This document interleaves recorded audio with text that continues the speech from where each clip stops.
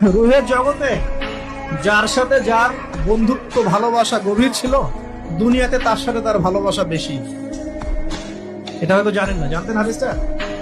রুহের জগতে যদি কখনো আপনার সাথে আমার দেখা হয়ে থাকে, দুনিয়াতে আপনার সাথে আমার দেখা হবে ইনশাআল্লাহ।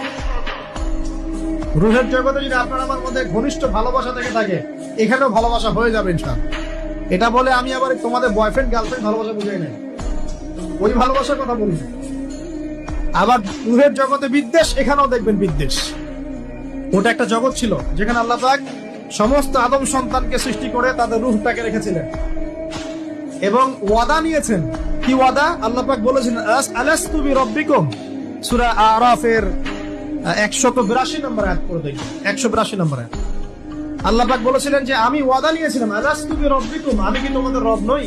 আমরা সবাই বলেছিলাম বেলা ইয়া রব্বি, অবশ্যই আপনি আমাদের রব। দুনিয়াতে এসে আমরা ভুলে গেছি।